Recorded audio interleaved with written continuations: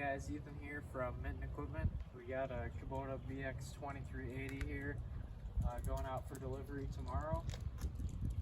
I just wanted to showcase this one because it's in such nice shape. It only has 136 hours on it and still has over a year of powertrain warranty from Kubota left on it. So this tractor is going out with a tiller. I paired them up together because this tractor doesn't have a mower deck on it, and it has these really awesome ag tires on it. These are going to be really good for doing this gardening, especially with this tiller. If you're not running it on the lawn, you don't have to be worried about tearing up the grass too bad. Once the lawn is dry, even these tires won't leave ruts in the lawn. It's just this time of year when things are pretty persistently wet that you have to pick your days.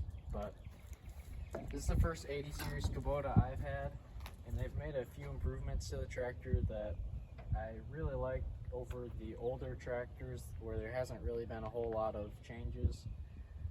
So the biggest difference is the loader joystick is up here now instead of up on your loader. So it makes it a lot more comfortable to run the tractor with it in this position instead of out here. Easier on your shoulder. You can leave your arm on the armrest. And they've also moved the 3-point hitch control lever up here higher, whereas before it was a little bit further down here by where the 4-wheel drive is currently. So they have made some notable improvements.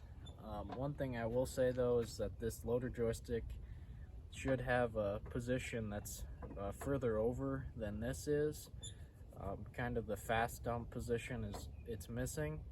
You can still achieve that hydraulic force, but you have to let off of the curl function and then go back. But the older tractors had it where you had a single position here and then a position that was even further over, where you could kind of manually get that. Aside from that, on the other side of the tractor, everything's pretty much stayed the same, except now you have a 12-volt outlet up there instead of down here. So mechanically the tractor is very much the same as all the older models, but they have changed up by the operator station. I'm going to come in here a little closer. Another thing that I don't particularly like about the 80 series is this new hood latch over here. It has an arrow on it that makes you think you can just pull it over to the side, which you just can't.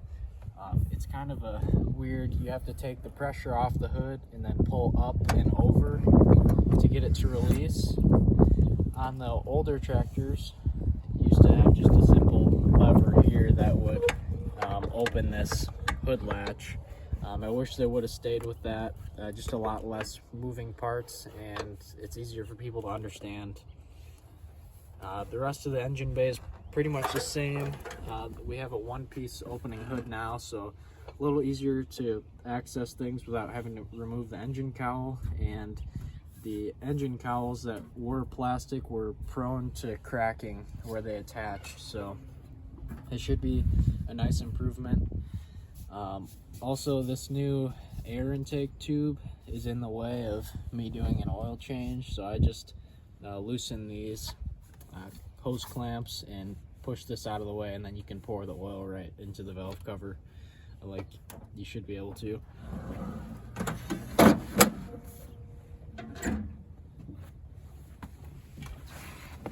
This new single point connector for all the hydraulics, I don't have an opinion on this quite yet. It is more convenient, but I will say the one on this tractor doesn't leak.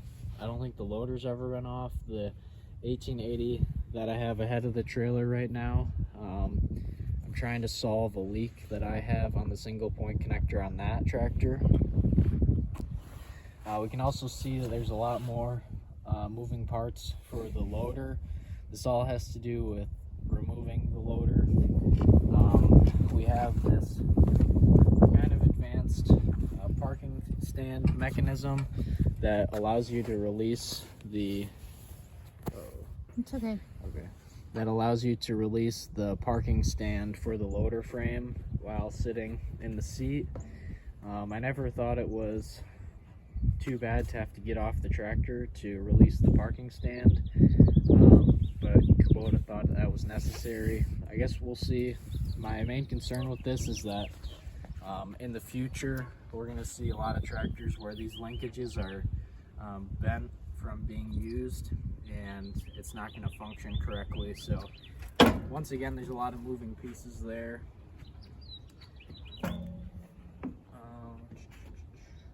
This tractor does not have a skid steer quick connect bucket on it, which is an option now that we've moved up to the 80 series. This 1880 does have the optional skid steer quick attach bucket, so it's still not something that's offered standard by Kubota. I think it should just be standard equipment at this point, but I can see Kubota trying to offer a lower price point for people. And then a small change is that the buckets are now drilled for a cutting edge or a tooth bar right from Kubota. This tiller back here is a Land Pride tiller. It's about a 50-inch. Although it does look bigger than a 4-foot tiller to me, it almost looks like a 4.5. I haven't taken a tape measure to it. Land Pride makes really nice stuff. I've never had anything from them come in that I didn't think was very nice. This tiller does have a slip clutch on it, so no shear bolts, but the orange really matches the Kubota well. And a little bit on how I tie these tractors down. I always do it the same way. These tractors are really easy to tie down. Right up here on the frame, there's holes where these hooks can go into. What these holes are actually meant for is the 3-point hitch arm to be pinned into that position when you have a bagger on the back, so that you can still use the hydraulic lift for the mower deck without raising and lowering the bagger. So I always hook back here in these hooks. It's very easy. I have the tiller strapped down just so it's not shaking back here. And then up on the front of the tractor, I just use these axle straps right around the frame, and then back to my D-ring, the stake pocket D-rings that I've got.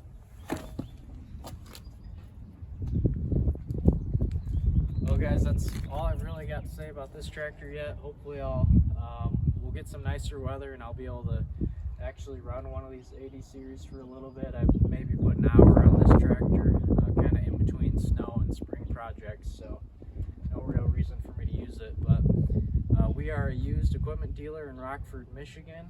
I do a lot of these Kubota subcompacts and every once in a while a John Deere. I am a heavy hitch dealer. You can see I got a heavy hitch on that 1880, and I'm working on trying to find a dealer right now where I can get some rototillers and such from, just because of the high demand.